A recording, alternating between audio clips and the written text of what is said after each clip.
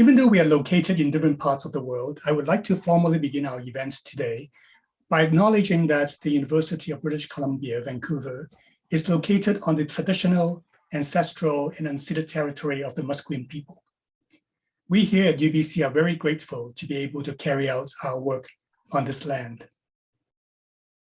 Today's webinar with Professor Gordon-Mathews is part of the City Reassembled series, a series of seminars, conversations, and screenings to explore the past, present, and future of the Hong Kong diaspora.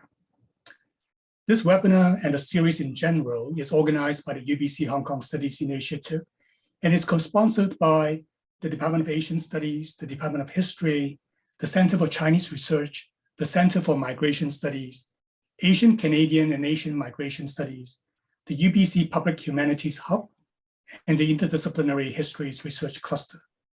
Our colleagues recognize the importance of Hong Kong studies, and we are very grateful for their support. Now I would like to introduce our speaker today. Now, Professor Mathews really needs no introduction, but let me try my best to offer my version. Professor Mathews is a professor in the Department of Anthropology at the Chinese University of Hong Kong and is a scholar of a wide range of interests. He has written, co-written, or edited a variety of books. I have actually stopped counting, there are too many of them, but including these are some of the titles included. What Makes Life Worth Living?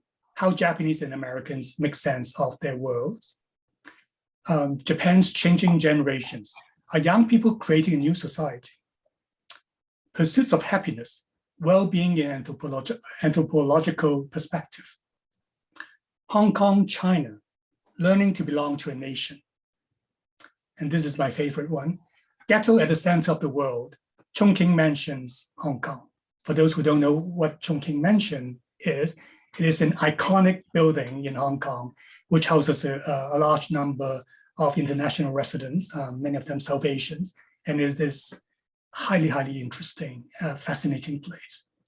And perhaps one of the more recent books is The World in Guangzhou, Africans and Other Foreigners in South China's Global Marketplace. And when he's not writing, Professor Mathews apparently also plays the flute. So go check out his website.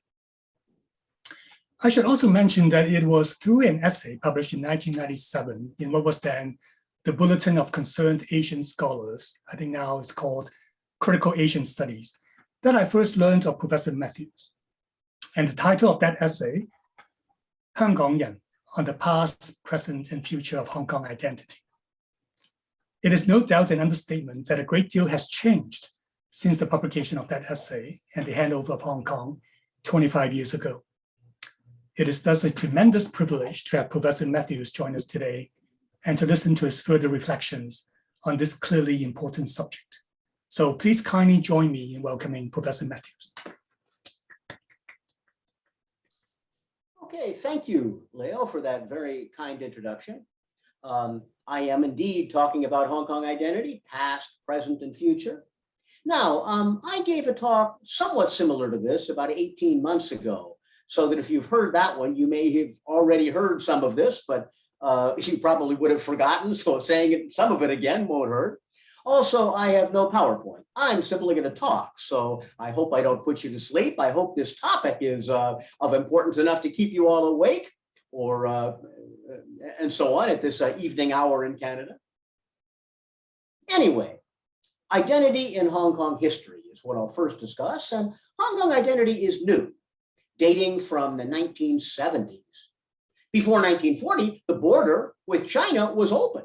And so there wasn't a sense of a separate Hong Kong identity. Now, I'm sure that some in Hong Kong, for example, some of the Middle Eastern and South Asian business people probably did feel like they were Hong Kongers, simply in that they were not Chinese, they were in this entrepot city between China and the world. But most Hong Kongers simply felt they were Chinese throughout most of Hong Kong's history. There were protests in Hong Kong up through the 1960s that were reflections of what was going on in China. For example, the 1922 Seamen's strike, and much bigger, the general strike in 1925, which were in response to what was going on the mainland. the Chinese nationalism of the mainland. And it seems correct to say that in the 1920s particularly, Hong Kong was indeed a nationalistic place, but of Chinese nationalism.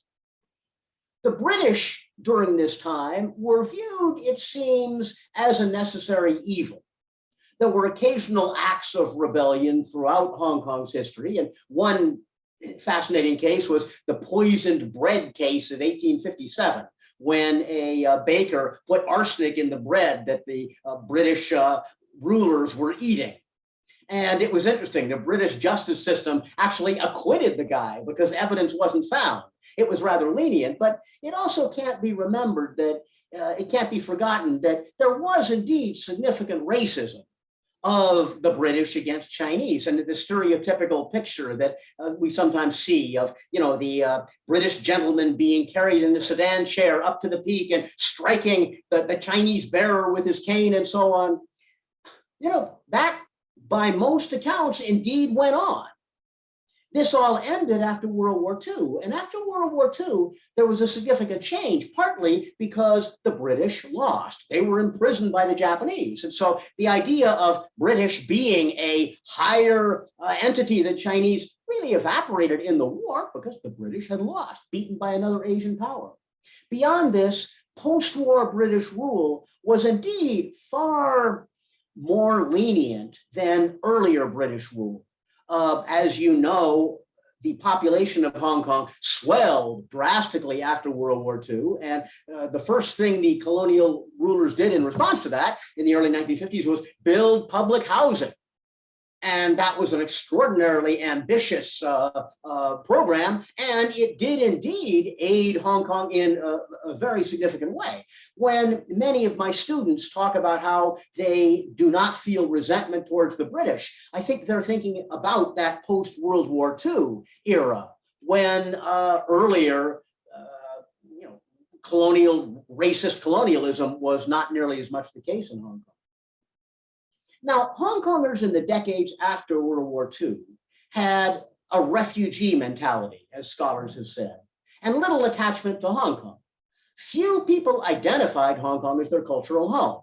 Now, maybe indigenous villagers in the new territories did, but as you probably know, there were political reasons for that. The male heir of a given household had the right to build a house, and that's because he was an indigenous villager, according to British law. So yes, I am a Hong Konger was something that would be rather valuable to be able to claim. I am an indigenous new territories villager. But even for them, did they really feel a deep attachment to Hong Kong? I'm not sure. In any case, the 1967 riots really marked a change.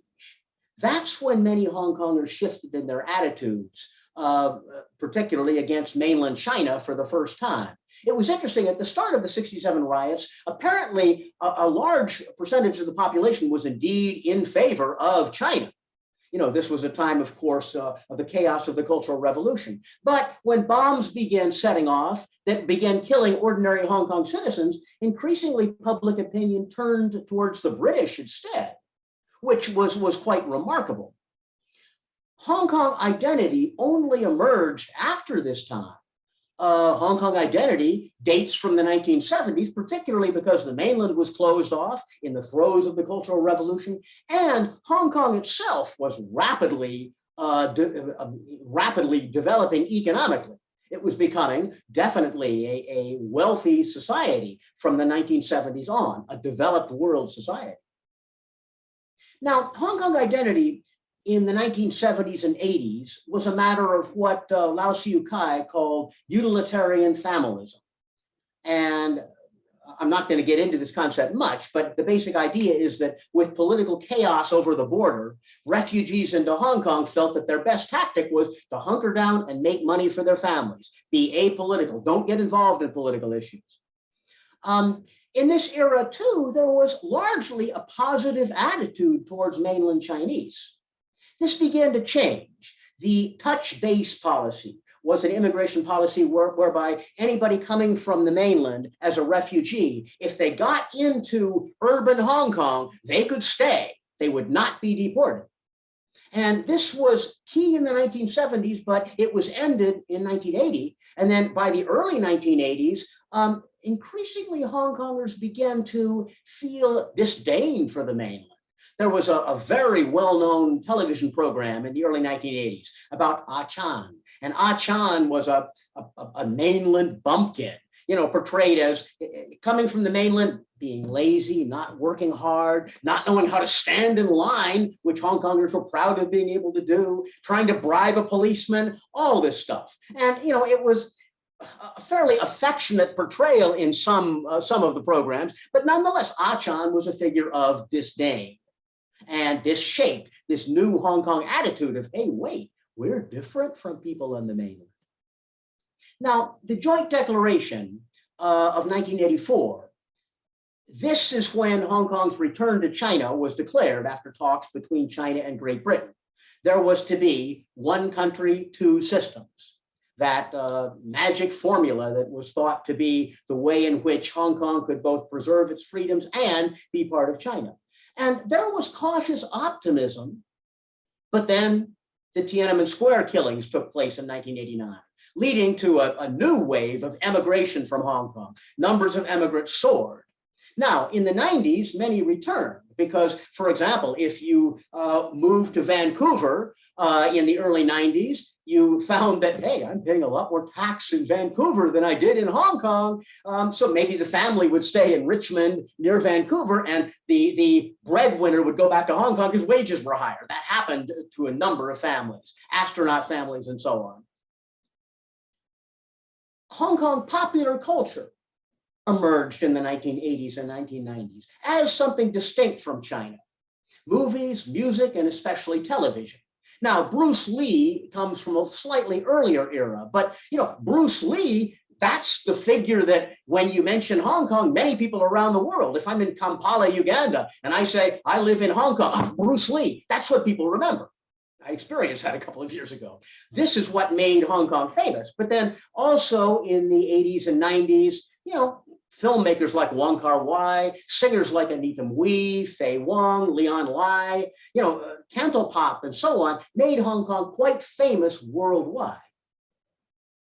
Now, when I first arrived in Hong Kong, it was 1994, and I immediately began interviewing various people to try to figure out what it means to be a Hong Kong. And at that time, or shortly thereafter, I wrote the paper that Leo was mentioning on Hong Kong identity. And I defined it at that time as based from my interviews as number one, Chineseness plus affluence, cosmopolitanism, capitalism. Hong Kong was an affluent place. It was becoming an affluent place. Chineseness plus English, colonial education, and colonialism. The colonial impact on Hong Kong was quite strong, as was English usage, at least in education.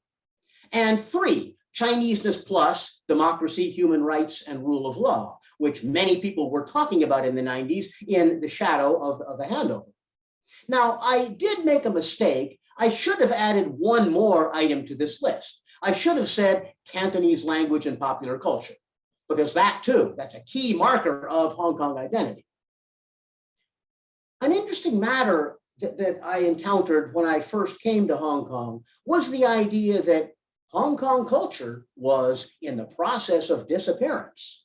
People like Akbar Abbas in his book and many other scholars were saying, hey, Hong Kong culture was born in the 70s and now it's going away as Hong Kong becomes part of China. Many commentators in the 1990s felt that Hong Kong identity was doomed. And in some ways, indeed, this began happening. For example, Hong Kong music and movies became increasingly swallowed up by the mainland, not by censorship so much as by simply having a mainland audience. If you've got a newspaper, you want advertising from the mainland. And to do that, you've got to write in a much more moderate way than typically Hong Kong newspapers would have written about China. A film, well, there too, that mainland audience you've got to seek. And so this did indeed have a significant effect on Hong Kong. Now, I remember in 1997, just at the handover, encountering a mainland professor, and this was at a conference on the future of Hong Kong, Taiwan, and China. And I described how, hey, my students in Hong Kong, they think they're Hongkongers. They don't have a love for the mainland. And I remember this mainland professor looked at me and smiled and said, you just wait. 10 years from now, your students are all going to be loving the motherland. You just wait. Now, as we know, and now I'll talk about the handover on, that didn't happen. That did not happen at all. And I'll never forget, at some point during the 2019 protests, a journalist came to my office. And the first thing the journalist said is, you know, that stuff you wrote 20 years ago, you were completely wrong, weren't you? You said that Hong Kong identity was going to be vanishing. Now Hong Kong identity is stronger than ever. And so it's rather embarrassing talking to a journalist and say, sorry, yes, I was indeed completely wrong, but that's what I had to do. And the journalist was correct. Hong Kong, over the last 20 years, has become a city of protest. That's been the essence of Hong Kong identity in recent years. And it's been protest basically over the Sinicization of Hong Kong. So in a sense, we can look at three periods of Hong Kong identity. You've got that earlier period of utilitarian familism. Then you had the popular culture and its arising in the 90s. And I think from the early 2000s on through 2019, Hong Kong identity has been a matter of protest. That's what it's been. The biggest of these protests took place in 2003, 2004, and then 2014 and 2019. 2003 and 2004 were protests against Dong Yin-hua, Tung Chee-hua, the first chief executive. And after the second of these in 2004, which brought 1 million people to the streets, he eventually stepped down. 2014, as you know, was the umbrella movement. And 2019 was all of the anti-extradition bill protests that you all know so much about, I'm sure. But the underlying issue for all of these, even though these protests all had different specific causes, was Hong Kong's becoming closer to China.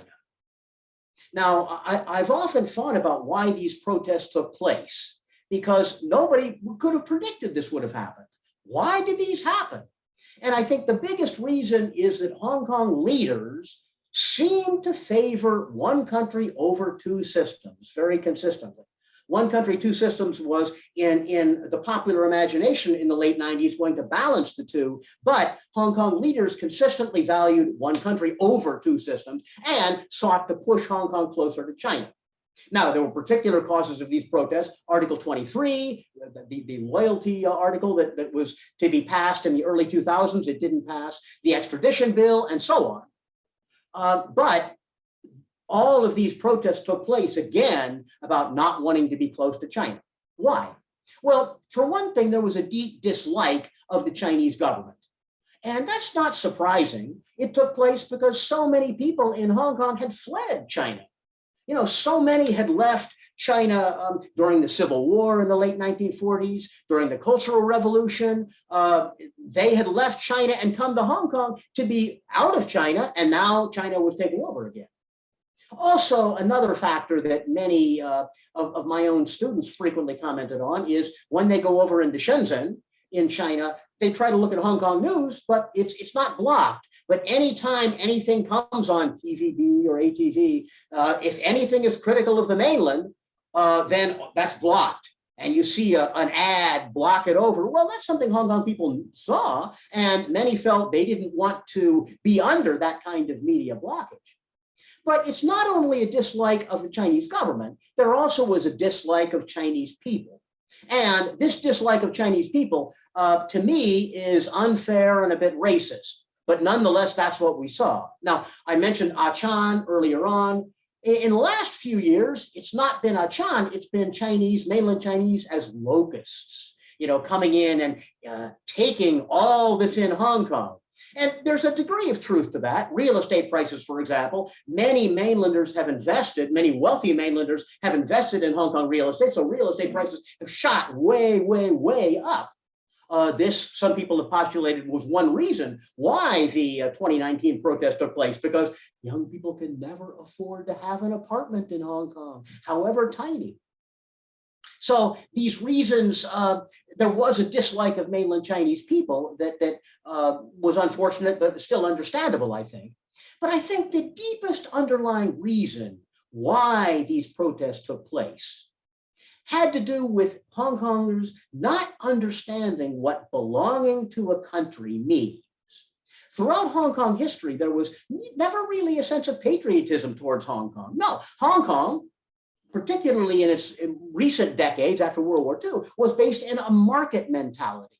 And let me tell you one fascinating story about this. In the early 2000s, I did a lot of research where I would try to bring students together in a single room. For example, a mainland Chinese student, an American student, and a Hong Kong student. And I wanted to figure out how they looked at their countries and compare them.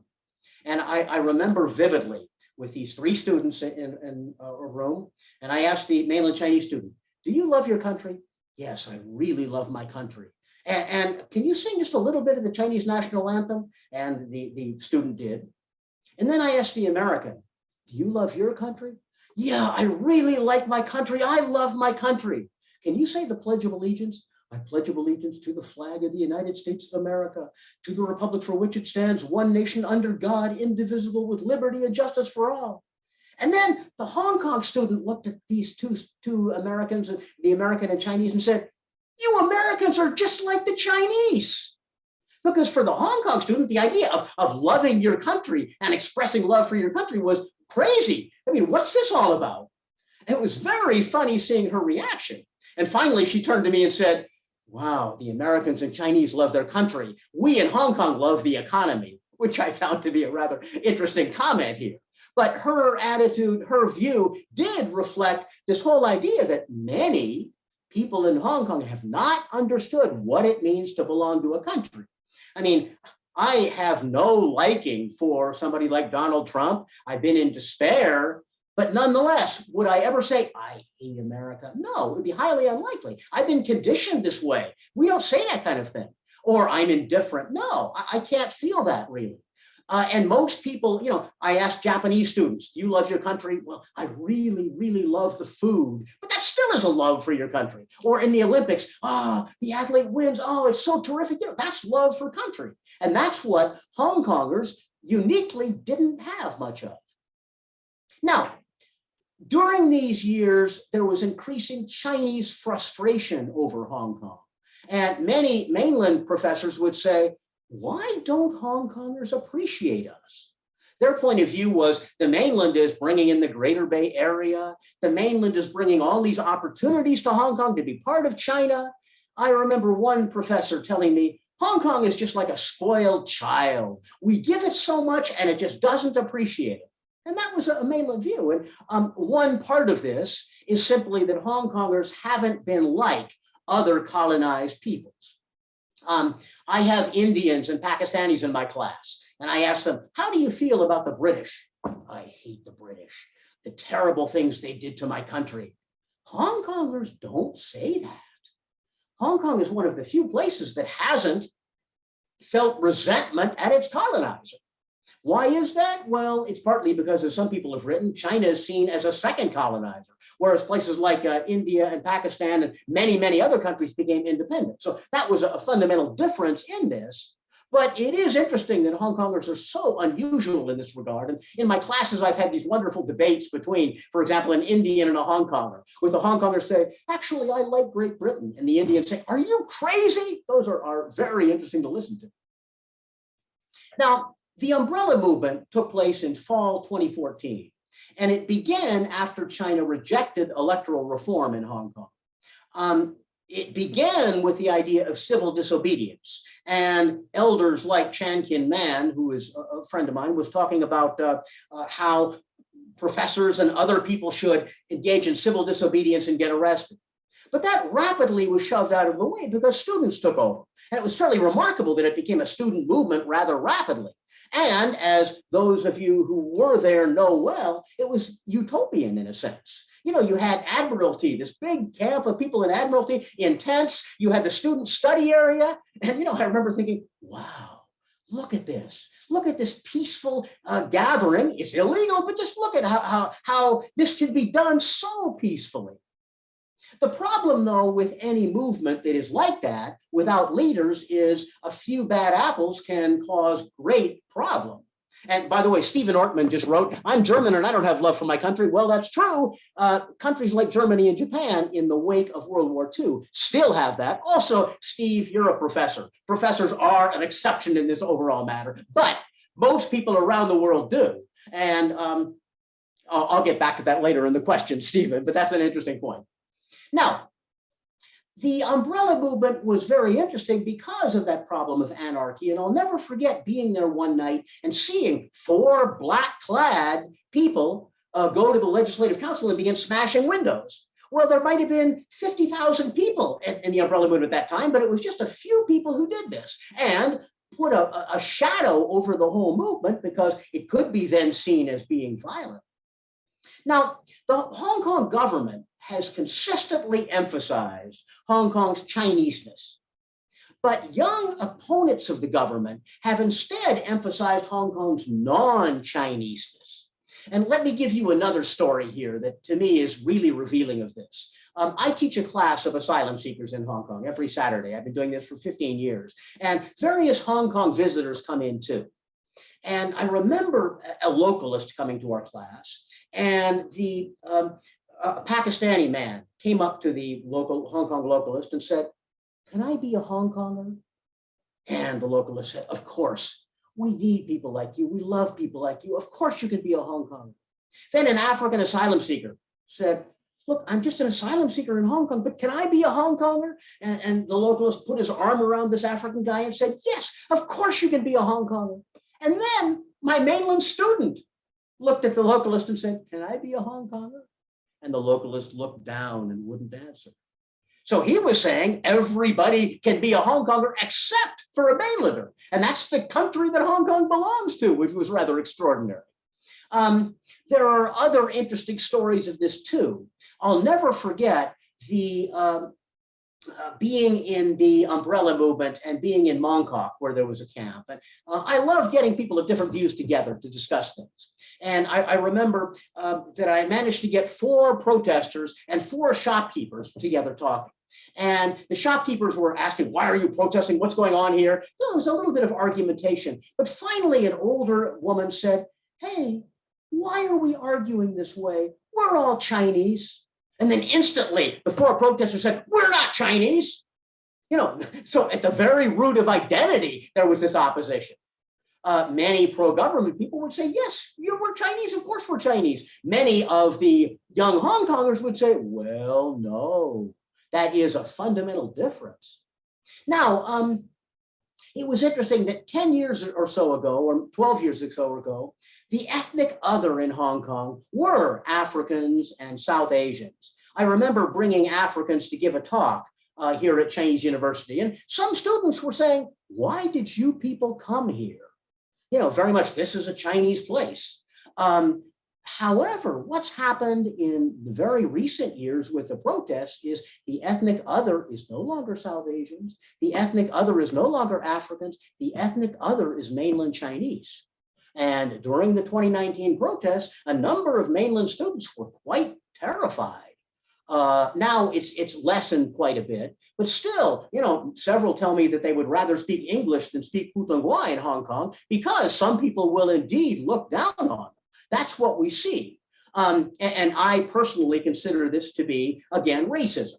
And I tell my students sometimes, look, whether you're racist towards Africans or whether you're racist towards mainland Chinese, it's still racism. That's what it is. So that's what goes on here. Now, one way to look at this is to consider ethnic belonging and civic belonging and their differences. It used to be that Hong Kong had an ethnic base of identity. And I remember my first few years in Hong Kong, I did feel like a foreigner, and students readily identified that. We're Chinese, you're a foreigner. But it's changed. And now, generally, if I ask various people, "Can I be a Hong Konger?" Of course you're a Hong Konger. That's because Hong Kong has moved from ethnic identity, which is based in family belonging, like in China, in Japan, and in Korea, towards instead now civic identity, which is not like being in a family, but like being in a club. My best foreign language is Japanese. But if I were to go to Japan and say, "Oh, boku wa Nihonjin desu, I'm Japanese," my Japanese friends would laugh in my face Come on, you're not Japanese. You know, I couldn't possibly be. Now, legally, I could be because my wife is Japanese, but no, I mean, socially, man, that's not going to happen. Absolutely not.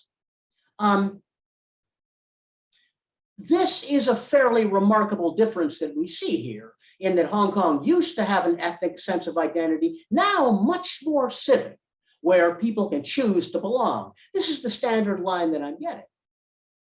Now, 2019 protests, the anti-extradition bill movement, started off peacefully. And again, one of those demonstrations in July, I think was probably the biggest Hong Kong's ever seen. Exact numbers are hard to get, but I think there were probably 2 million people there, or 25% or 30% of Hong Kong's population. But the government did not listen. You know, Carrie Lam just continued on with her policy. And many frustrated people then turned to violence against property, destroying MTR stations, the subway stations in Hong Kong, the mass transit in Hong Kong, breaking windows of Chinese banks, destroying shops that were seen to be pro-mainland and so on. This was extreme behavior. And I often told students, don't do this. Protest, but don't engage in violence against things. And there was also violence against people. A very dear friend of mine saw something utterly shocking. He saw young protesters setting a pro-mainland protester on fire. Wow. And then, of course, police too, beating students so much. And I remember seeing the behavior that I saw, Molotov cocktails being thrown by protesters, police battering people with their nightsticks and their rubber bullets. Wow, wow. I kept thinking, how can this be happening? One interesting matter, though, that came up at this time was of Hong Kongers learning to love their country, but the wrong country. I often spoke around this time to young protesters and those on the front line, and they would say, I am willing to die for Hong Kong. I will die for Hong Kong. An extraordinary statement. Nobody's ever said anything like that in the history of Hong Kong, but some people did begin to say this kind of thing. So much for the market mentality. Now, I myself attended a number of protests, many protests. And I was always a little worried about this in 2019 because I feed into the Chinese narrative of being a foreign agitator. You know, I'm a professor and I'm probably teaching all about democracy and about the glories of American life and so on. And I am a foreign agitator in that sense. And so I didn't want to attend these protests because I know how I'd be seen. And actually, I was profiled a little bit like this in a couple of publications. But I decided I needed to attend largely because of my students. I was worried about what was happening to my students because there were many reports of young protesters being beaten by police and of sexual harassment. And I wanted to be there just to witness it and photograph if any of this stuff took place. And for that reason, I did attend. And I like to think that I may have helped prevent some students from getting arrested just because if I'm there, they maybe didn't behave as extremely as otherwise they might have. One other point that needs to be made about these protests, I know my students intensely disliked police and still do. However, it's worth remembering that if these protests had been in the US, you would have had hundreds of people killed. You would have had guns on both sides. You would have had massive amounts of shooting. That did not happen. You know, you did have a few people killed, but even that is not proven, and it's kind of hard to see what was a suicide and what was in fact a killing. There's nothing that's been completely documented here, and that's worth remembering. You've got to look at this in this comparative sense. My students sometimes say, wow, what happened in 2019 and 2020? It's like Nazi Germany. No, it's not. Come on, give me a break. It's not. You've got to remember this and put this in perspective. I think what happened was unfortunate, but it certainly was not, it doesn't fit that description. There were extraordinary scenes during these protests. My own university, I was just imprinted in my mind and will never leave for as long as I live, seeing these massive flames everywhere and everybody throwing Molotov cocktails. My own university wow, all these extraordinary things going on. I myself was department chair at that time, and what I tried to do was have sessions where mainlanders and Hongkongers would talk together. Many of the MA students in my department are from the mainland. The undergraduates are from Hong Kong. And so I wanted to get, maybe 6 people on each side to sit and talk. And I did that several times. They didn't agree, obviously, but that's not the point. The point was at least to listen to one another civilly. That's, to me, the essence of what education should be, and it's the essence of what I'm trying to do as a teacher. Simply listen. I'm a very old-fashioned liberal, as you can see, and I want people to talk and try to create some form of understanding through this. Okay, then after 2019, there was the protest, there was COVID-19's initial interruption. And COVID-19 had a pretty remarkable effect because masks, earlier on, masks were illegal because if you wear a mask, you must be a protester. And then suddenly, overnight, masks became not illegal, but rather a requirement. Everybody has to wear masks. That was quite remarkable that happened. But at the same time, protests effectively ended because it was illegal to have any kind of gathering at all. People were basically forced to be separate, which had this fairly remarkable effect. Now, in July 1st, 2020, the national security law came into effect. And here too, this was not predicted by anybody, certainly not by me, but I hadn't read anything that said the mainland would do this. And so we were all surprised at the law.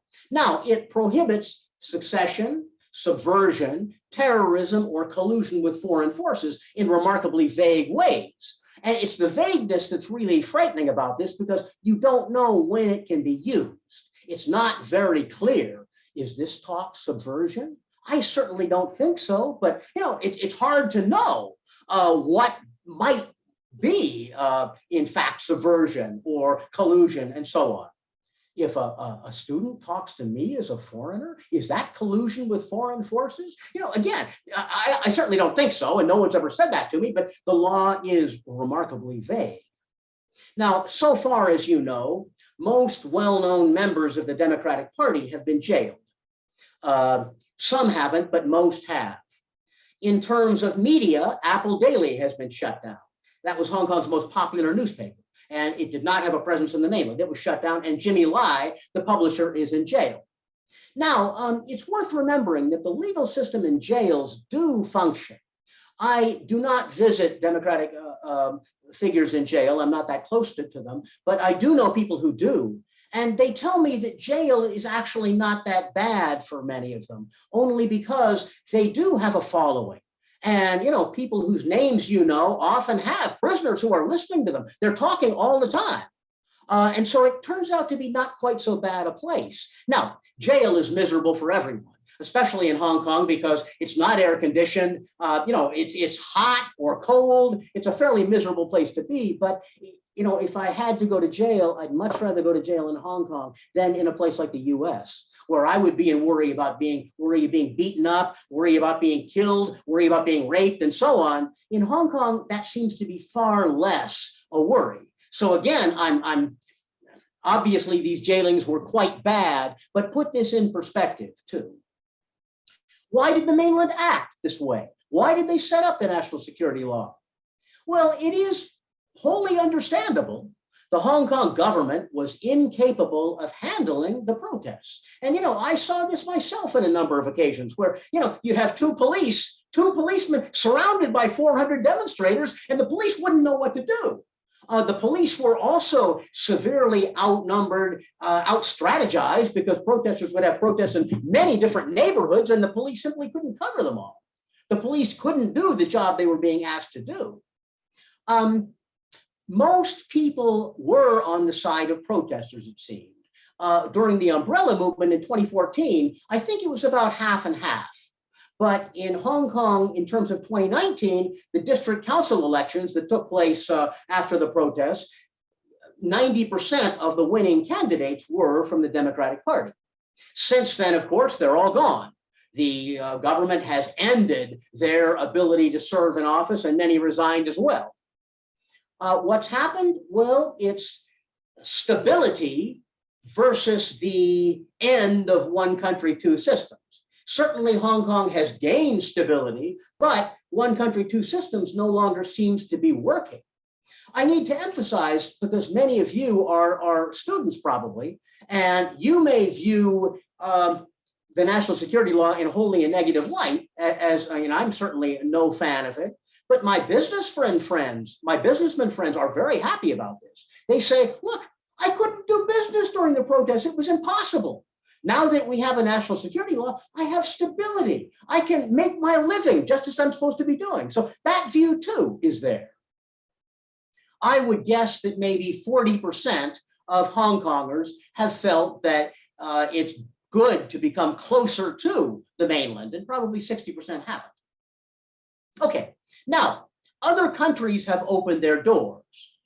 There's a new wave of emigration from Hong Kong, and as you know, about 100,000 Hong Kongers have emigrated to Great Britain, and many more have gone to a range of other countries, including Taiwan, Canada, Australia, and the US. Some of them have fled Hong Kong as asylum seekers. And just to show you how fast things have changed, when Hong Kongers would come to my class of asylum seekers, I would ask them, why are you coming to this class? And about 4 years ago, a young woman said, I'm coming to this class because I may be an asylum seeker myself in the future, and I have to learn how to be an asylum seeker. And at that time, I was utterly flabbergasted. Come on, really? Well, now she's an asylum seeker in the UK. That's what's happened to Hong Kong. She was a political activist, and so she felt the need to take that step, but that indeed happened. Now, given all this, consider this very talk, or maybe a better example would be my class. I teach a class called Culture of Hong Kong. Is this dangerous? My dean and provost at Chinese University have said, hey, as long as you teach in accordance with critical thinking, it's fine. And I think I'm doing that. I'm giving multiple points of view here. To me, this is exactly what I should be doing as a teacher. And many of you might disagree with one point or with another point, but this is what I should be doing. But again, we don't fully know. My assignment for my class, Culture of Hong Kong, to foreign students in the class, non-Hong Kongers, the assignment was interview a Hong Konger about what it means to be a Hong Konger, what the sense of Hong Kong identity is. And for Hong Kong kids, I said, interview somebody whose point of view is completely different from yours. And what a neat assignment. You know, so I have students who are very prominently democratic in their views, interviewing a police person, for example, or interviewing an elderly immigrant from the mainland, interviewing a South Asian. Very interesting, getting people to see different points of view. And that's, to me, what it's about. Now, COVID-19 and its effect on identity, that has to be thought about and looked at hard. Hong Kong has followed the mainland in having a zero COVID policy, a dynamic zero policy, they say. And that seems to have worked for a long time, but now with the fifth wave of COVID, it's not working anymore, clearly. And it's fairly catastrophic.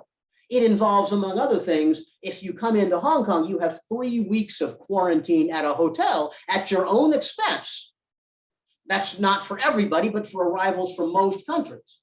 And now, of course, this is total chaos because you have 50,000 cases a day or 30,000 cases a day. And those cases of COVID-19 are not imported. You might have 3 or 4 imported cases. Still, people are forced to stay in hotels. Now, this is directly related to identity. Why?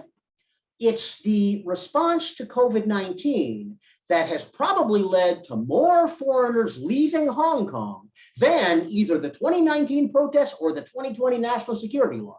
This is de-internationalizing Hong Kong. Why? Well, again, it's not political, but imagine if you were a foreigner in Hong Kong and your business requires you to fly to Bangkok next week and then Tokyo the week after and then Seoul the week after. You can't do it now. It's impossible to do, given the fact that there's a 3-week quarantine every time you come back to Hong Kong. So the numbers of non-Hong Kongers leaving Hong Kong has shot way, way, way up. Now, I think the government did this for medical reasons, but Is this also for political reasons? Is this a way of making Hong Kong less international and more Chinese? I don't think so. I think Carrie Lam is rather blindly or strenuously following mainland Chinese policy, and the effect is to cause many people to leave. But having said that, this is having a fairly big effect on Hong Kong.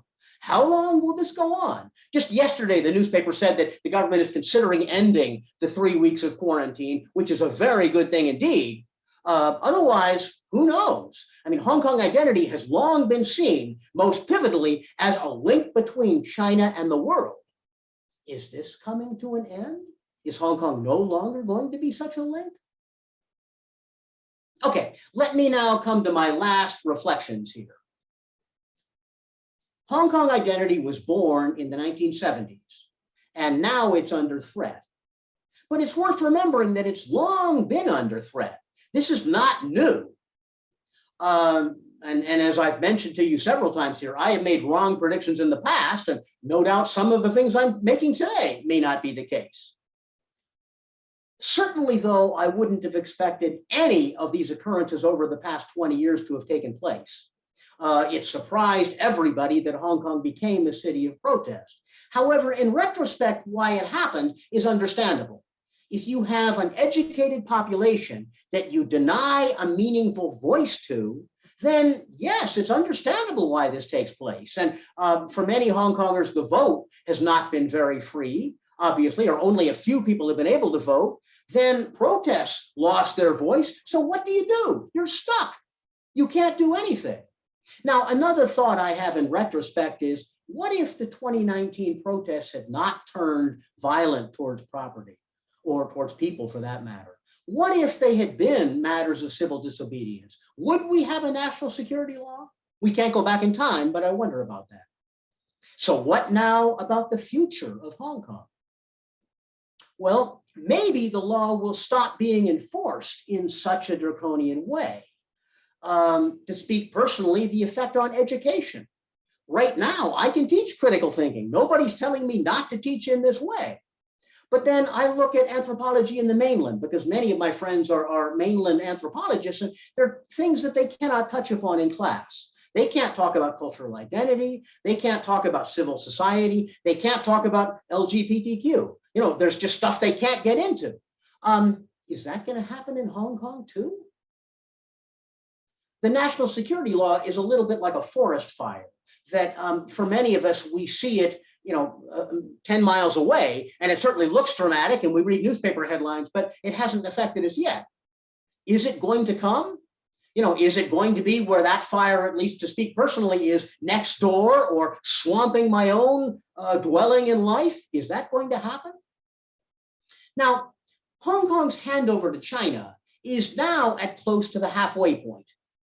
And in that sense, it's only natural that what's happened has happened. There was 1997 to 2047 when that 50-year period was going to be over. Now we're at 2022, about halfway. So again, it's natural Hong Kong becomes part of China. But then the question is this the death of Hong Kong identity? Is Hong Kong going to become just one more mainland Chinese city? For as long as I've been in Hong Kong, that's been the worry of some people I've spoken with in Hong Kong. Is that going to be happening? Well, one possibility is that emigration will lead to that identity elsewhere. The diasporic population of Hong Kongers. Will Hong Kong identity then be in London or Melbourne or Vancouver? It's also worth remembering that mainland immigration into the city is at 150 a day. So that maybe 10% of Hong Kong's population now are immigrants who have come in over the last couple of decades through this program. And Hong Kong doesn't choose these immigrants. These are chosen by the mainland. But it's also possible to be optimistic that in Hong Kong, just maybe a new identity can be formed. Remember, I talked earlier about utilitarian familism. I talked about popular culture. Then I talked about Hong Kong becoming a culture of protest. That was its identity. What now? Can a new apolitical form of identity come to pass? Can Hong Kong identity be, for example, like Shanghai identity, Shanghainese identity? The people I know from Shanghai are awfully proud of their identity. They also admit they're Chinese, of course, but I'm Shanghainese. Can we have that in Hong Kong? Can a new, less political Hong Kong identity emerge? For example, based in design. The designers I know in Hong Kong say, this is a unique Hong Kong design. This is the city. I know a jazz musician who's writing compositions that he says, this represents Hong Kong. Well, I'm not sure it's going to become wildly popular, but who knows? Could you have a new Hong Kong identity based in NGOs, in helping the impoverished? I have a bunch of students running or working in NGOs in places like Sham Shui Po.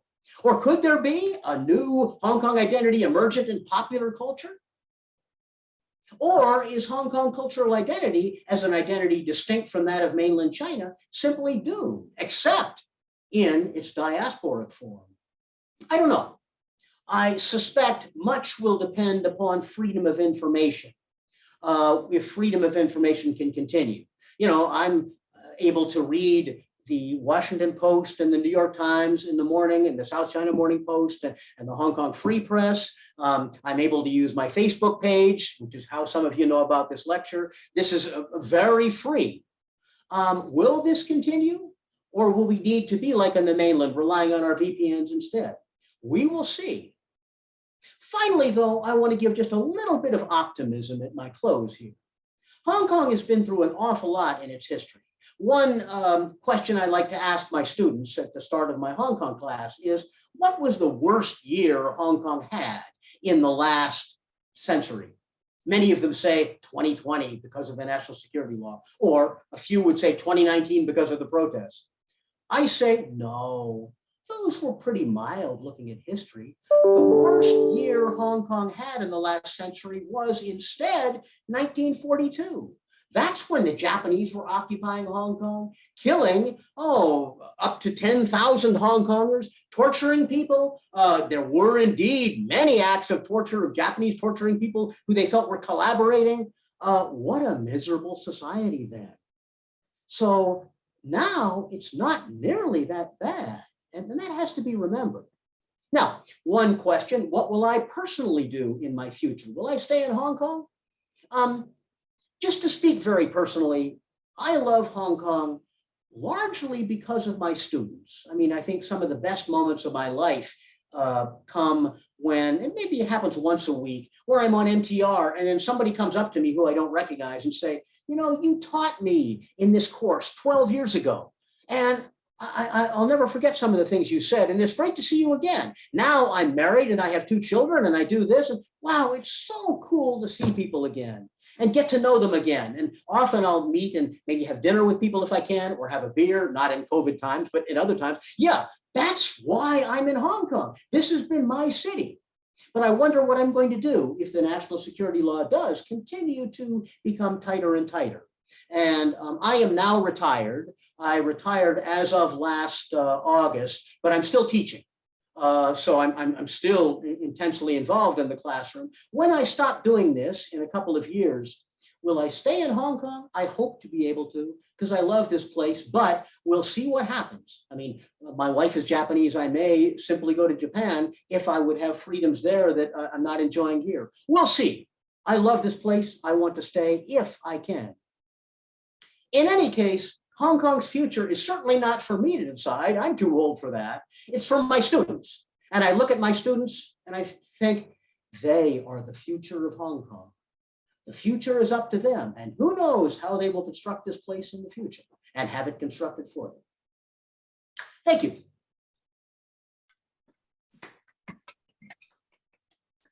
Thank you, Professor Mathews. This wide-ranging, historical, as well as very much up-to-date discussion. So thank you very much. There are questions and comments along the way. The comments, I think we'll record, we'll save them, and we'll give you a record. So don't worry if you cannot catch all of them. But maybe I'll start off with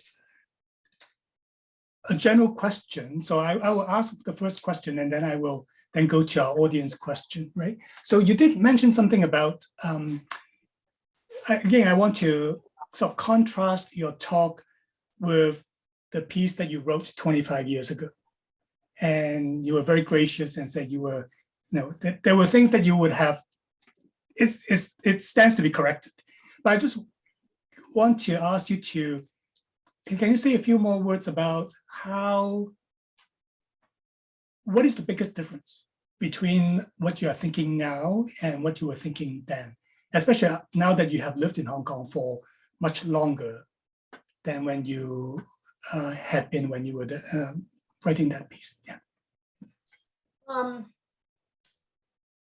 Obviously, my own views have been shaped very much by Hong Kong as a culture of protest over these last 20 years. And that surprised me. It surprised me to see my students change so much in that direction.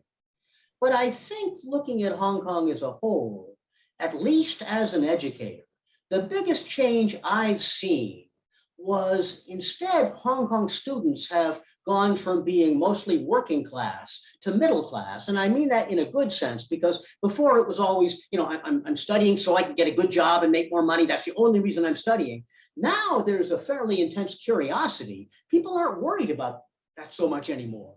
And this has been a fairly remarkable change. And this has come about with a number of other changes. For example, the embrace of LGBTQ, that's a very big thing. That didn't used to be the case 20 years ago, but it's the case now. A general degree of liberalism in a more cosmopolitan population of students. And that probably affected protest to a degree too. Utilitarian familism, that certainly couldn't happen now, given these students I'm teaching here. So that's been a fairly remarkable change, I think. It's tough to say because in answering your question, it's a very good question and I'll give it a lot of thought, but it's tough to answer because it's not only my own changing and understanding Hong Kong better, it's also the way the entire city has changed. So it's very difficult. It's a moving target, so it's very difficult to figure this out. Yeah, I appreciate that. There's so many variables along the way, right? So now our usual practice is that we'll refer to the comments and questions in the chat area. But I think Professor Mathews particularly likes to have interactions with our audience. So I'm going to point to some questions and I may ask you to come on audio or video if you're comfortable. If you're not, that's okay. I'll just ask that question for you. I hope this is okay. And of course, you can also raise your hands as well. So I see already two. So I'll get to William and Shum in a moment. I can see your hands, so don't worry, I won't forget you. So again, if you're interested in asking questions coming on audio or video, please put your hands up. But I do want to start with... Leo, before that, if I could, let me just briefly answer a couple of these comments. Oh, sure.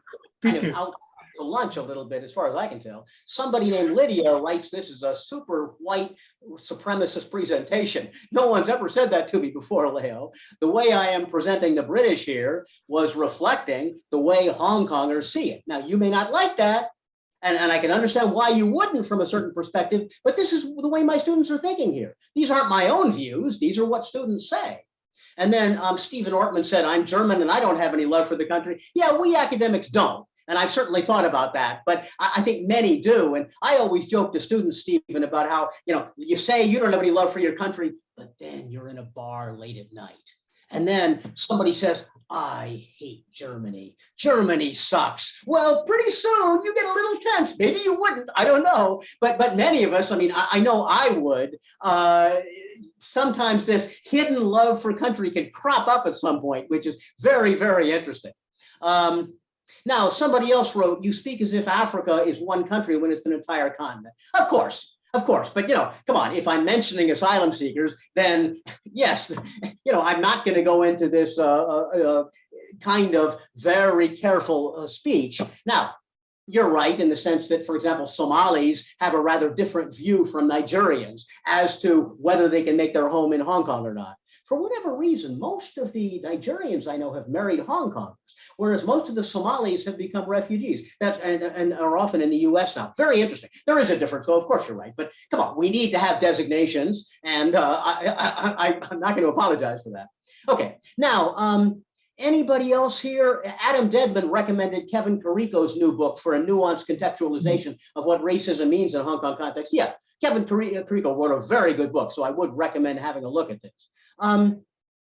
Okay, and I don't see anything else I immediately need to react to here, but speak up then, questions. There's also, since you are so good at going through the comments, wonderful. But I do want to point your attention to, there are some comments on your use of the term racist, especially I think in the context of Hongkongers thinking about mainlanders. Do you want to comment further on that?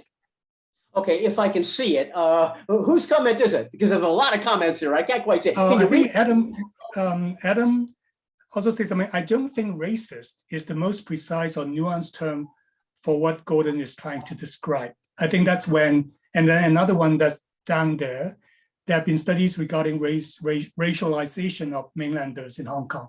I think that's when you were talking about how Hong Kongers are viewing mainlanders. Yeah, Adam, and that's an excellent point. I think you're right. I mean, can you be a racist towards a group of your same ethnicity? Well, arguably not. And of course, what ethnic identity is its own question here.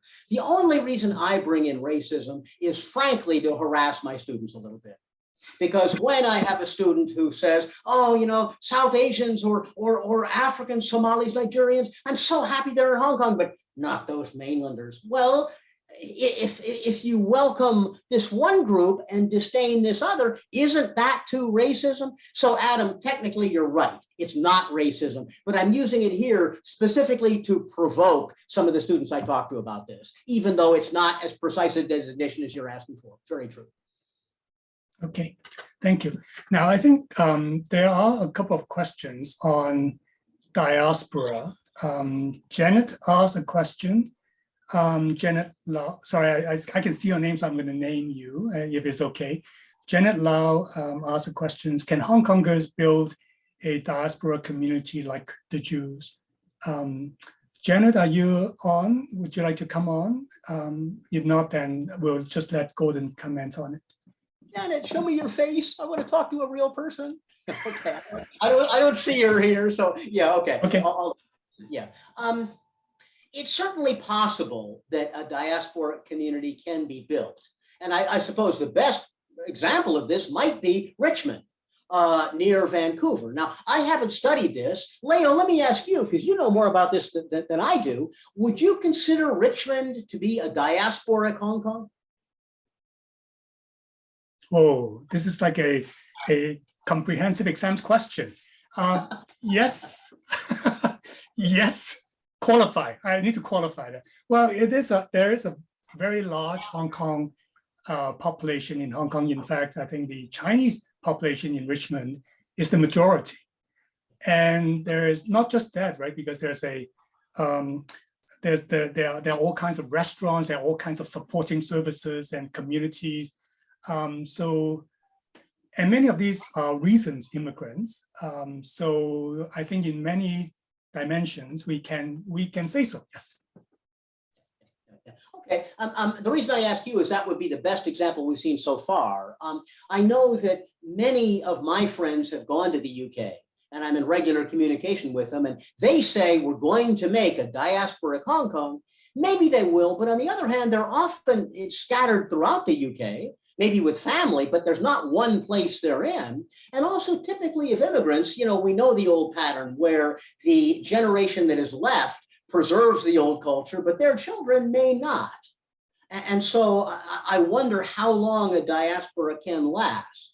On the other hand, certainly there will be, especially in the age of the internet and social media, large chances to keep communicating back and forth of an alternative version to mainland China, which may be one way that Hong Kong diasporic community, or some people in that community, will define themselves. Now, it's always interesting why people have left, because I know some people who went to the UK for specific political reasons. but I know others who went just to, get a better chance in life. A number of my Pakistani and Indian friends in chunky mansions went to the UK to live. And they felt, hey, I don't want to live in Hong Kong. This really isn't my home. I'd rather be in the UK. It was a personal choice that they went, and they might use a political fig leaf, but it was for personal reasons. That's fine. I have no problem with that. But not everything is political for all the people who have traveled to the UK, obviously. And so their version of a Hong Kong diaspora might be rather different from that of people who are more specifically political in their reasons for going. And thank you. Jane, do you want to come on? You also have a question about diaspora or some comments on it. So come on. Hi, thank you for that wonderful talk. Yeah, it's a related question, really. As somebody who is in the Hong Kong diaspora, I'm very ambivalent about not being in Hong Kong instead. And I just wondered if you could talk a bit more about what you see as the role for the Hong Kong diaspora in the shaping of a Hong Kong identity in the future. And I think one of the causes of optimism about that is the fact that this generation of diasporic Hong Kongers has access to social media and technology that previous generations didn't. But I'd be interested to know what your thoughts are on that. A lot of it's going to depend on what happens to Hong Kong. If there turns out to be quite a drastic continuing crackdown so that Hong Kong becomes increasingly unrecognizable, as has already happened to a degree, but not in the realm of everyday life. But if that does happen to such a degree, then I think there's going to be an extraordinarily important role for Hong Kong diaspora. This is what we have been. Let's preserve it. However, if that doesn't happen, if things if, for example, the reach of the national security law more or less slows down, then there may be less of a need for it, because in daily life, people won't see it. And as long as we're talking about diaspora, let me bring in sort of another element that I could have mentioned in my talk. In terms of daily life, my life is the exact same as it was 10 years ago. Not with COVID-19, leave that aside, but certainly in terms of the reach of the national security law. The same people I know, the same guy at the corner, Dai Pai Dong, Cha Chan Teng, they're the same people I've talked to. I know them. I mean, life is pretty much the same. And that's worth bearing in mind. I know in reading the New York Times and Washington Post, you can sometimes get a sense of, wow, Hong Kong, it's awful. Look at what's happening. Well, I'm not saying that coverage is false, but it's much milder than people often think. I know my own family was terrified for me because they'd read the COVID coverage that grocery stores have run out of food. Are you starving? Well, no, I had to go to 2 bakeries to buy a loaf of bread instead of 1. That's the extent of suffering, so to speak. And the asylum seekers I know haven't suffered much either. Maybe going shopping in 1 extra place. So it can be exaggerated how bad it is. And to the extent that Hong Kong does remain as it's been in the realm of daily life, maybe some of the people who have become diaspora Hong Kongers may come back and choose to live here. That could well happen. On the other hand, if the crackdown of the government does continue, if Hong Kong does become increasingly like any mainland Chinese city, then I think the chance of a diaspora, and hopefully a vibrant diaspora, will be much higher. We'll see. Yeah. Now we'll take some questions with people who are very patiently lining up. So I'll go back to the chat area later on. So William, would you like to come on audio and video, whichever? I think, yeah, thank you. Thank you. First of all, thank you, Professor, and both professors for this wonderful opportunity. And it turns out actually one of my friends is studying under you, Professor Mathews, and also perhaps a niece of my spouse. But my question, I'm just kind of thinking as I listen, reflecting not only to the Hong Kong situation, but also the current Russian-Ukraine war. Apparently, the Russians misread the Ukrainian psyche, just to me, similarly to how mainlanders misread Hong Kongers' psyche. And I'm just kind of, and upon hearing you saying that, oh, there are things that the mainland scholars cannot look into. I understand you are teaching anthropology, not political science, but I'm just kind of thinking, could it be that the fact that they have to kind of, look at the world this way instead of this way, that really blind them from exploring these miss the areas which would really inform them in terms of the policy forming. And that's why they misjudge so badly in handling the political situation and all the policy forming. Thank you. Yeah, that's a really interesting question, William, and I've been thinking about that. One of my roles now is as the deputy chair of the World Council of Anthropological Associations. And so we've been arguing over and over again about the meaning of the Ukraine war. Is Russia's behavior in Ukraine particularly evil? Or, I mean, it is evil, but is it worse than, for example, the US invasion of Iraq, or are they equivalent? And I tend to think that it's probably worse, but certainly some scholars say, no, no, no, they're both imperialisms. So it's tough to say. I don't want to get in that argument, but you see how I'm thinking about that a great deal. Now, the mainland teachers of anthropology I know, they don't worry that much personally, and I don't think they're that limited. Now, most of the mainland professors I know are already those who tend to be more liberal, obviously, but they say, look, I can talk to my graduate students about anything I want. It's just, if there's a large camera and I've got to teach in a certain way before 100 undergraduates, maybe I'll be more cautious, but I don't sense that they have that limited a mindset. They're fairly broad-minded, and most of the professors I know make ready use of their VPN. Their universities have VPN, so they are exposed to the world. My sense is China has been a lot more deviously intelligent, I can say, or just plain intelligent in how they have used their censorship, because almost everybody I know in China has a VPN. They could get at news of the world. Now, it may be bulky sometime. It may not work during certain Chinese congresses and so on, but they do have this. So that I called a former student of mine, and this student was listening to BBC. Well, clearly they can do this. They've got the ability to do this. I sense that Russia is a far more draconian place. And I know that I personally have received several petitions from scholars in Russia supporting Putin. And I'm wondering, do they really support Putin, or is somebody having a gun to their head, or somebody saying your career will be over if you do this? So I do think it's a little freer in China. Now, I also know of people who have been jailed, human rights lawyers and so on. So I don't mean to be overly gentle towards China, but I do think it's probably, for most people anyway, a bit less draconian than Russia has been. I mean, this, after all, was an unprovoked attack. Now, let's hope and let's pray that China does not see this and decide to move into Taiwan. That's obviously the nightmare many of us would face. I don't think it'll happen, because I think Russia is being beaten rather badly in Ukraine, except for its massive artillery. And I think China might face the same thing, but let's not go there. Let's just hope it doesn't happen. So I guess I'm being guardedly more optimistic in talking about China as compared to Russia. I say this too, in part because many of my students now are from the mainland, and they are MA students. And I don't meet nationalist Chinese students, even though I certainly have read about them. I meet students who are really seeking to discover new things. That's why they're studying anthropology. So I'm quite impressed by them often, by their open-mindedness. I wouldn't have expected that. And 20 years ago, I didn't see that, but I do see it now. So.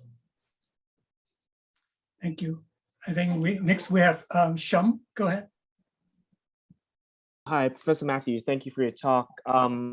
I was just wondering, in building this new identity, Hong Kongers, how do you think they negotiate, or how they have negotiated, or how they, and more importantly, how do you think they will negotiate their unavoidable Han Chineseness, just in terms of their sort of social cultural practices, be it religious practices, familial, so forth and so on? What might you make of that? That's an interesting question. I was much more aware of students being self-consciously Chinese 15 years ago, and I just haven't seen it that much now. It's certainly not emphasized. Now, clearly there are elements of Chineseness in my students' behavior. And it's very funny teaching culture of Hong Kong, because I'm telling these students, look, You're much more Chinese culturally than you realize, and Han Chinese. Come on, you have Confucian practices. You're afraid to ask me questions. Europeans will, but you won't. You certainly go home sweeping day. You sweep the family grave. You worry about Yihei foods and so on. I mean, come on, you are Chinese. And many of my students are thinking, wow, that's right. So it's interesting how little they've been conscious about this in the current situation in Hong Kong. Now, one thing about Hong Kong that I think that earlier question talking about my own white supremacy brought up is Hong Kong really does value the West to a high degree. And sometimes it's uncomfortable for me. You know, my Somali and Nigerian, my African friends sometimes say when we go to a store together, the clerk will always smile at me and frown at them. Now, I've done this a bunch of times, and I'm not sure that's true always, but it is certainly true sometimes. I like to think people are nice to me because I'm such a nice guy, but maybe my white skin plays a much bigger role than I'd like to admit. I think it probably does, actually, to be honest with you. So all that's here. This is part of Hong Kong. And my Hong Kong friends like to joke with me. Oh, I've got to tell you one joke, even though it involves foul language. Sham, you appreciate this. One of my Hong Kong friends said, you know, on the MTR, when somebody bumps into you, they say, sorry, sorry, sorry. If you were really a Hong Konger, they'd say, Diune. Because, I mean, that's a foul language in Cantonese. But what they mean by that is they would cuss me out if I was really a Hong Konger, but they're not going to say that to me now because I'm white and that they treat me nicely. Very interesting that's the case. So I don't see Han Chineseness coming that much here. I don't see it as much of an issue. And it's partly because of the cosmopolitan nature of most of the students I know, who that really wouldn't be much of an issue in their lives, I think. They don't tend to reflect that very much in their identities. Now, in larger Hong Kong, yes, you probably do see that, but at least among, you know, relatively elite university students, I don't see many people at all emphasizing this. Thank you. Next, we have Wai Kung. Thank you, Professor Mathews. As an anthropologist, I want to ask that. Sorry, can you hear me? Yes. Yeah, but I can't see. Oh, okay. So, yeah, as an anthropologist, I want to ask how we Hongkongese can resolve this anxiety of culturally rootlessness, because I study in Japanese studies, and as you said, the Japanese are not going to admit you a Japanese because you were not born a Japanese. And there is this Asian hate in, let's say, North America or in Europe. So in the end, even if we embrace this global citizenship, we still find ourselves culturally rootless. Yeah, and that's true. And Wai Kung, what I'd say to you is, you know, I've actually written a book about this 20 years ago, about the global cultural supermarket, how increasingly many of us do pick and choose aspects of our identities as being part of a global culture. But some people do this and others don't. You know, some people, for example, when they move overseas, if they're from Hong Kong, really want to eat Chinese food. Going back to the earlier question, Shum's question. Other people, no, I don't want to do this. And, you know, it's so fun to see this. One of my best friends in the world is a Somali friend who I think came to this lecture. And I invited him to a sushi restaurant for the first time. And then he told me later, I eat sushi now 3 times a week. It's the best food I've ever eaten. And it's so cool seeing my Somali friend just loving sushi as a high point of his week. That's so neat that happened. He is enjoying being part of this global world. I certainly do. I mean, I'm never going to go back to the US to live. No, I have no interest in that. I'm a little bit like that comment of I don't love Germany. Well, I don't love the US. I don't want to live there. No, I'll live in Japan or in Hong Kong. I'm rootless. I think my only roots come from being married to my wife, who is Japanese. That's my roots. And many of our roots do come from a family rather than from this larger sense of belonging. But it depends upon the person. You know, certainly many students I've talked to have this strong sense of, you know, I want to belong to a country. Certainly some Hong Kongers too have felt this, that now finally I can say I'm Chinese. Many more though don't need this, and being rootless is actually something that can be enjoyed. It'll be an interesting kind of question, Wai Kung. And, there's no right or wrong here. One is not better than another, but some people need these roots and others don't want any roots. I am very extreme. I do not want roots. Whereas certainly some people really need this. This is who I am. And in Japan, as you mentioned, I've mentioned a lot of people like this who say, I am Japanese, therefore this is what I do. And that's how they get their sense of security in their lives. So it depends very much on the person, but you can enjoy being culturally rootless. Thank you.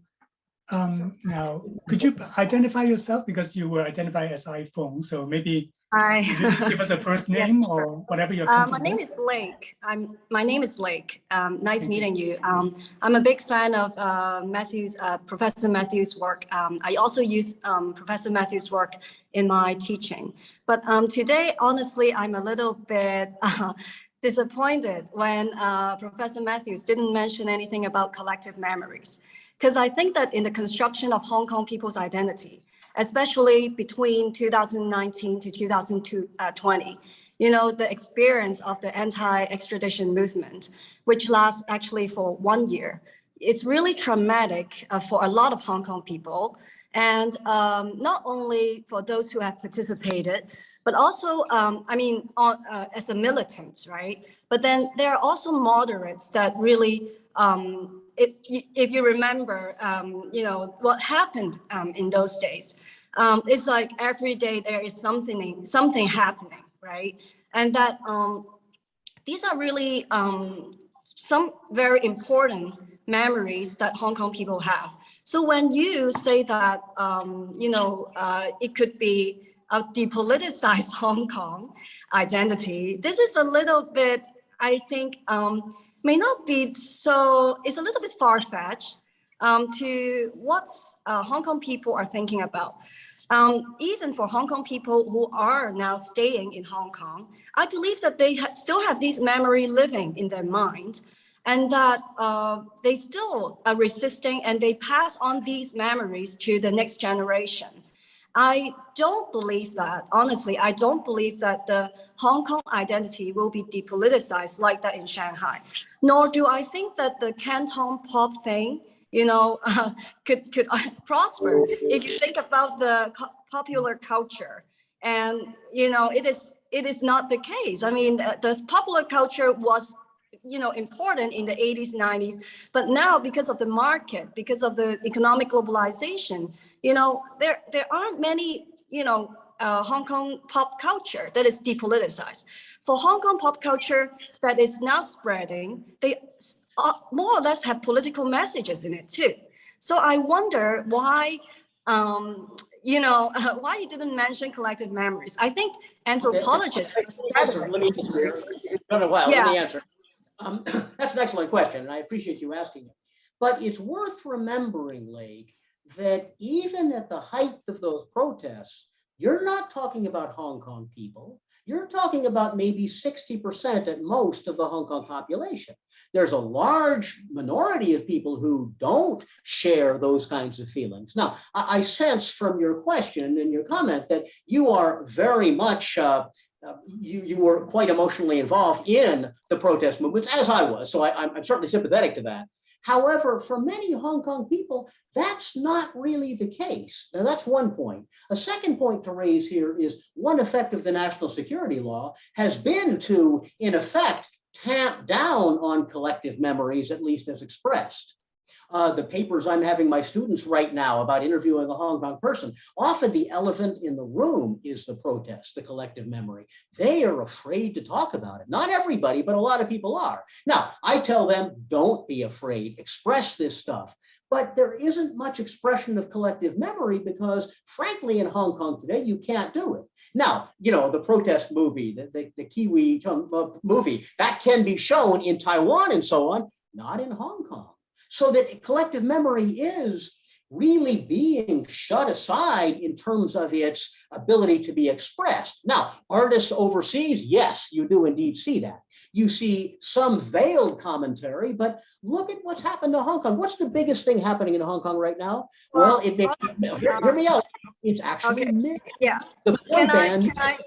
Well, can no, I just let me, here, let me respond finish to here. It's Mirror. It's the boy band Mirror, which is resolutely apolitical. I don't like that, but that's what we see. So I think, I think there is collective memory that's buried in part, but I think Hong Kong is more than its protests if you look at the overall number of people and what they're thinking. Okay, can I understand your view, but then I actually do not agree. You don't see it doesn't mean that it doesn't exist.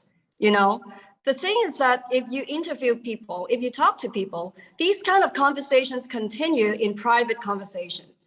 Resistance does not only appear on the, at the surface. If you read James Scott's work about the resistance, resistance doesn't necessarily be seen by you, right?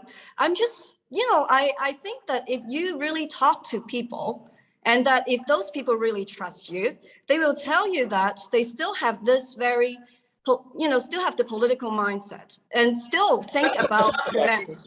And I do indeed. I mean, I talk to people all the time. And when you say that 60%, I wonder, sorry about that, but then I have to say the 60% versus 40%. I don't know where the statistics come from, honestly. If this is your hunch, I think you better just say that it is your hunch. Second, Lake, stop. No, you can look at the Hong Kong Pop website. There are statistical ways this can be measured about Hong Kong identity and Chinese identity. That's true. Now, I personally agree with a lot of what you're saying, but I also think you are a bit emotionally involved in the protests, and that's why you're saying what you're saying.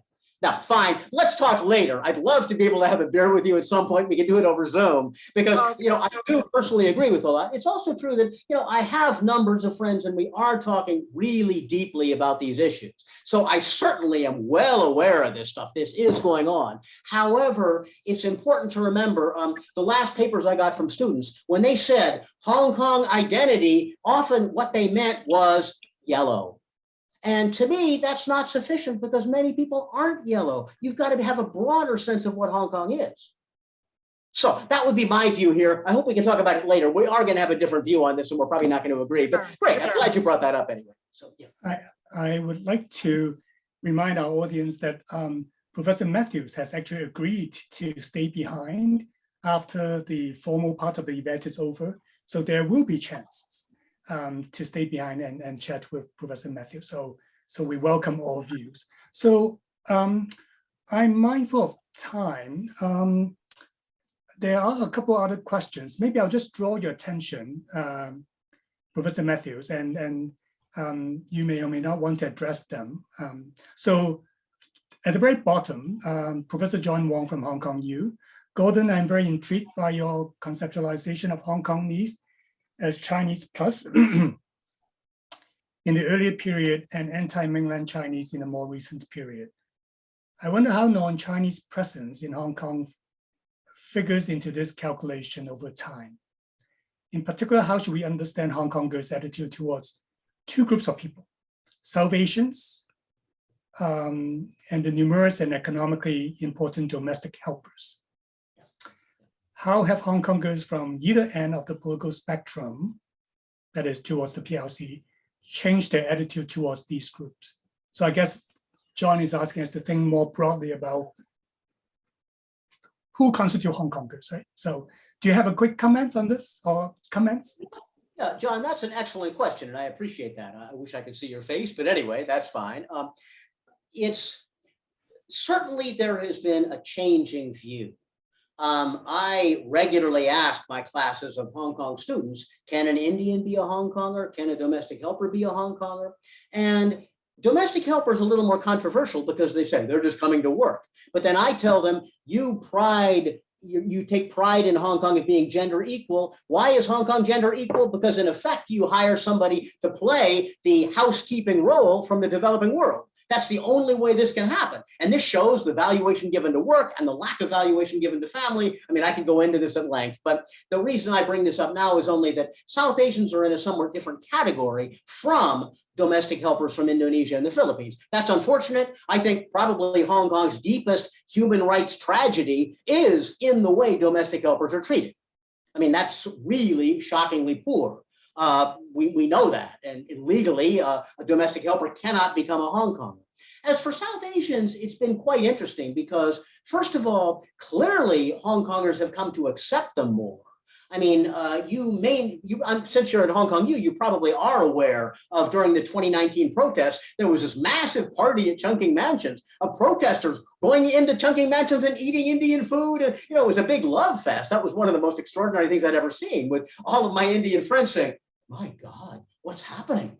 I can't believe all these people here. Why are they here? It's a long and complicated story, but anyway, you're well aware of this. There is a sense among South Asians that they have become more accepted, but it's also true that the government seems to want Hong Kong to be only Chinese.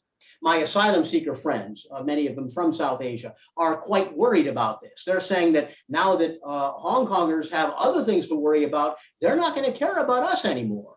And that may well be the case. So there's a number of different clouds, but also a bit of hope in this too, as to whether Hong Kong South Asians can indeed be accepted as Hong Kongers. And of course, underlying all this is the way South Asians are educated. And many South Asians want to learn in English, but they don't want to learn Cantonese, which is a problem. And then the government makes it extremely difficult for them to. I mean, so many kids I know at Chungking Mansions will tell me things like, you know, when I grow up, I want to be a fireman. Not in Hong Kong, you won't. Not if you can't read and write Chinese, and the school is not going to be teaching you that. So they're stuck. And that still goes on now, although there have been efforts to reform the system, certainly. Okay.